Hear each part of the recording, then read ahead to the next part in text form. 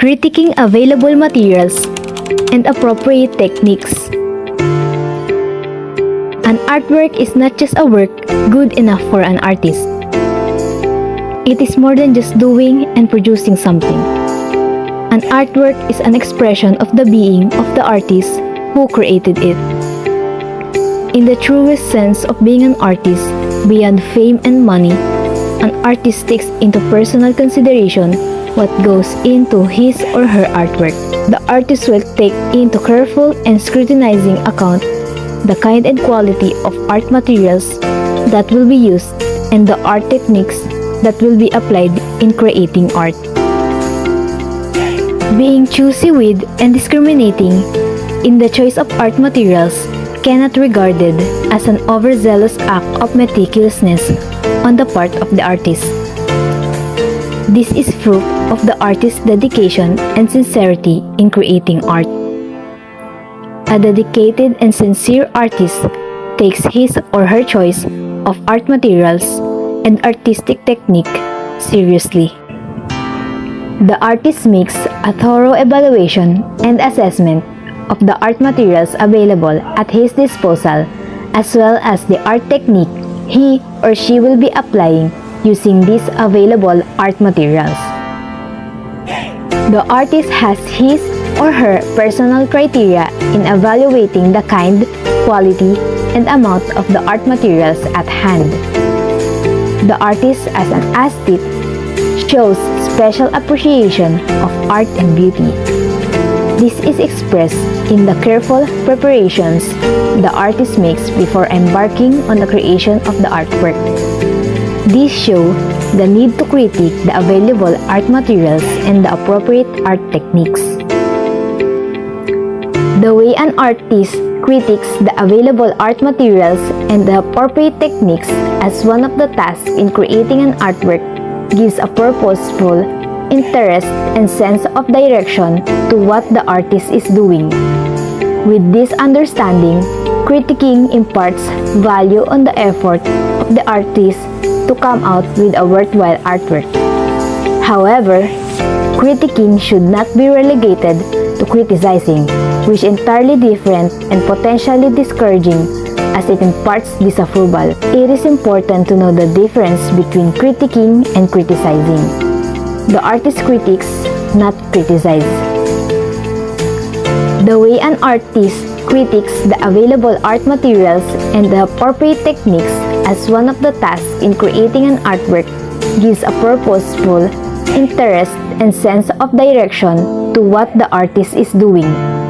With this understanding, critiquing imparts value on the effort of the artist to come out with a worthwhile artwork. However, critiquing should not be relegated to criticizing, which is entirely different and potentially discouraging as it imparts disapproval. It is important to know the difference between critiquing and criticizing. The artist critiques, not criticize. There is a tendency for some of us to pay more attention to the end of result or outcome of an activity. Assessment is made and judgment is passed if it is good or bad, a success or a failure. They are carried out without consideration as to the preparations that were made, the steps to be taken were planned, the way it was carried out, and the effort poured into the activity. There are a lot more in between than just the beginning and end. The same goes with the creation of an artwork. Included in the in-between, in the selection and usage of available art materials and the techniques that will be applied in their use. As mentioned earlier, critiquing of available art materials and appropriate art techniques are necessary measures carried out by a dedicated artist. The act of critiquing should be differentiated from the act of criticizing. Critiquing versus criticizing. Taking note of the process of creation, paying attention to the kind art materials and the way they were used, considering the art technique that was applied, are some of the ways of critiquing. However, relying on feelings for evaluation, depending heavily on the visual appeal of the artwork, judging the finished product of the creation as either beautiful or ugly, nice or not nice, are some of the gauge using for criticizing. Critique is taken from the Greek kritike techne, which means the critical art. It is somewhat a formal word that typically refers to a careful judgment. It refers to the detailed analysis and assessment of something. On the other hand, criticism refers to a sharp or severe disapproval of something, generally based on perceived faults or errors. It is judging with disapproval. It is negative in nature. Critiquing. Thought more than felt. Concerned with the process of creating art. Considered the artist's technique. More objective than subjective. Criticizing. Felt more than thought. Concerned with what is perceived through the senses. Considered the artist as good or not good. More subjective than objective.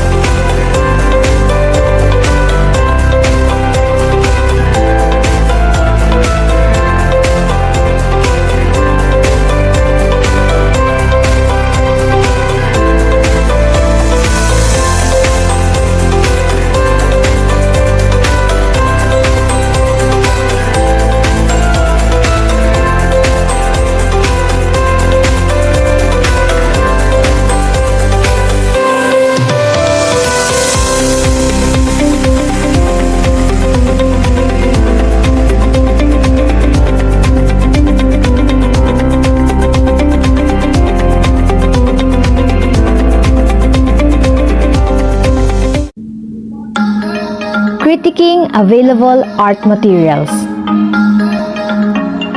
In using available art materials, they have to undergo evaluation for them to be deemed really useful. The usefulness of these art materials is dependent on certain factors. Each art materials has to be examined in certain ways. Some of the basic considerations in critiquing available art materials are availability, accessibility, and affordability. Availability. An art material has to be obtainable, ready for use, at hand. Simply put, the art material exists or is physically present for the artist to use. It is already there. This is the quality of being able to be used or obtained. Some examples of availability art materials are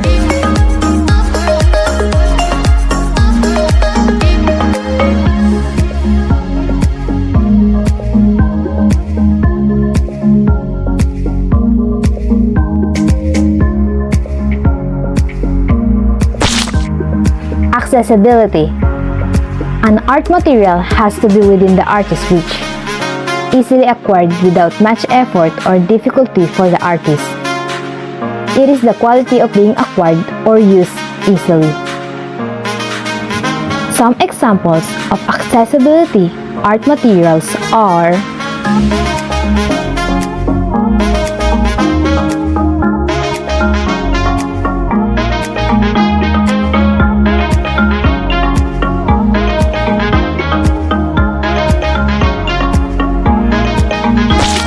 Affordability. An art material has to be within the financial capacity of the artist to be purchased or bought. The artist can bear or meet the expense of acquiring the needed art material. Though a cheap, good quality art material is good, but an art material acquired for free is still the best. Some examples of affordability art materials are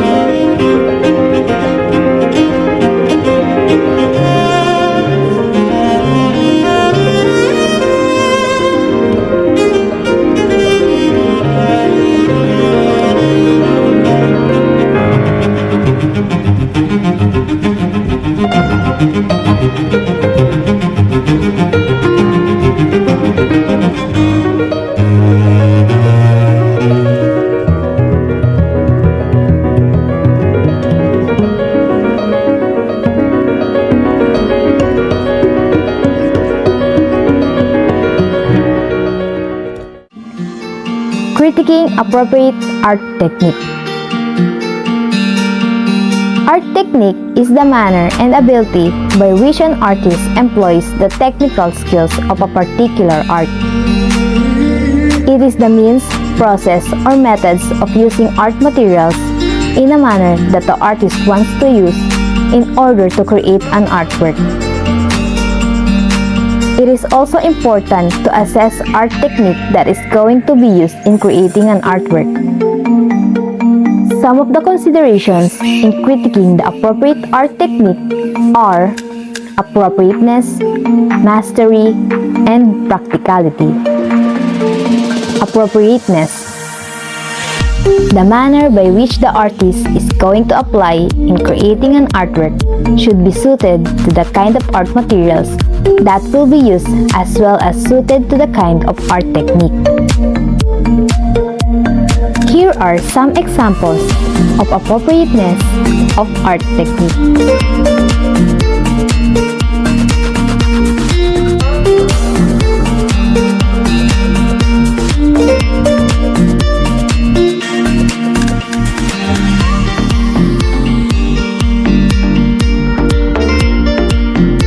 Mastery. It is expected that the artist is skilled and highly knowledgeable of the art technique. The right art materials are there, and the suited art technique is appropriate to the art form. But if the artist is not adept with the use of a specific technique to be applied, the outcome might run contrary to what is expected. The video that will show is an example of mastery art technique. Weaving of piña cloth.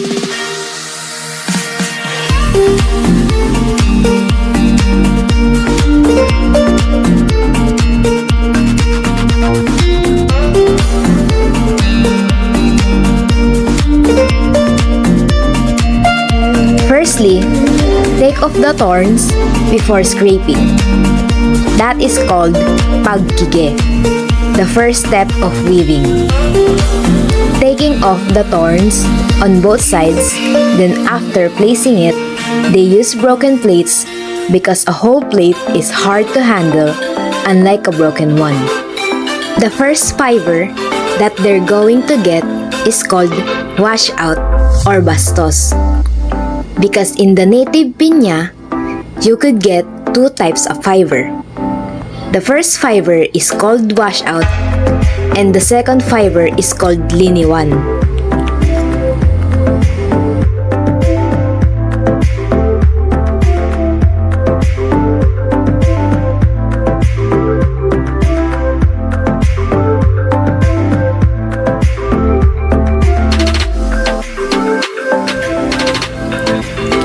Repeat the process, then you can get the liniwan fiber.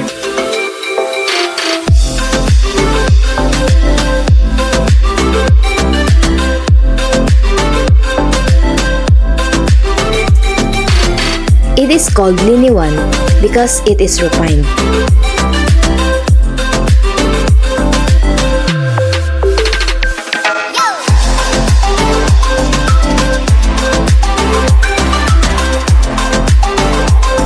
For washing o paghugas, use any kind of soap, but it's better in running water so it will not knot. Then use a clamshell while grating. It slowly turns white.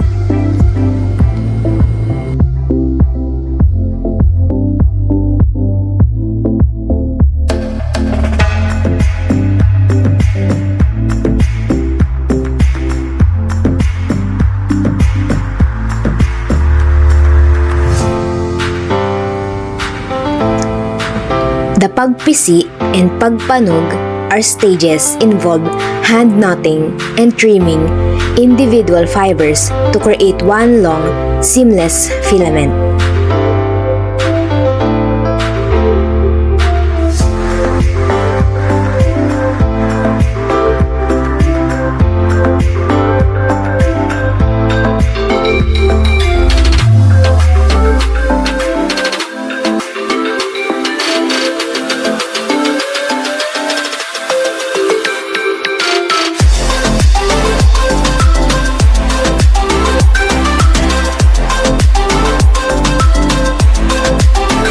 The filament is wrapped and spun onto spools during pagtalinwas. When it's not being manipulated, the loose fibers are mixed with sand to prevent them from tangling.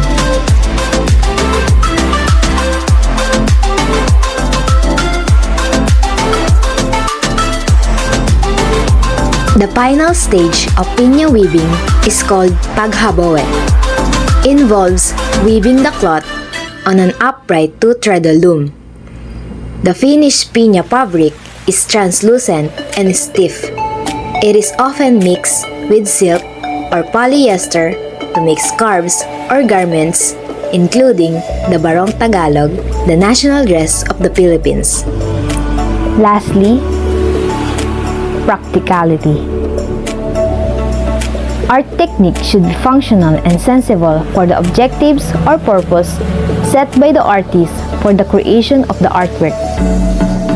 Practicality makes the art technique truly appropriate when it is indeed useful for the artist and when it is understandably fit for the kind of art materials and for the conceived artwork.